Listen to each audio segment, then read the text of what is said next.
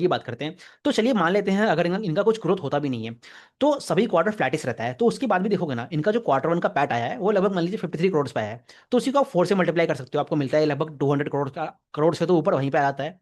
अब अगर आप FY 26 का अगर आप पैट देखोगे लगभग 127 करोड़ था, तो वहीं से आपको दिखता है लगभग 80 करोड़ का जंप है। मतलब कहने का मतलब क्या है, 50-60% का जो ग्रोथ रेट है वो आपको वहीं से मिल जाता है, even by doing nothing in the upcoming quarters. तो ये तो पहला कंटेक्स्ट हो गया। तो इसी कंटेक्स्ट में आप ये देखते हो ना कि इनका जो गाइडेंस वगैरह ये लोग देते हैं वो काफी कंजर्वेटिव होता है। अब इसी चीज में जो मैं आपको पॉइंट्स बता रहा था वो मैंने चीजों को यहाँ पे लिख के रखा है, आप इसको पॉज करिए और आप रीड कर सकते हो। तो इसी कंटेक्स्ट में आप देखते हो ना कि एसजी फिनसर्व के पास अभी यहाँ से अपने आरओई को बढ़ाने के काफी अच्छे लीवर्स हैं ऑलरेडी। अगर आप पिछला क्वार्टर्स देखते हो ना तो इनका कुछ आरओई पहले जो था लगभग 10 के आसपास चल रहा था, वो ऑल्दो ऑलरेडी काफी इनका बढ़ना स्टार्ट हुआ है। तो उसी कारण बाकी इनका जो आरओए है उसको लगभग 4.5 से 5x पे रखने की बात करते हैं।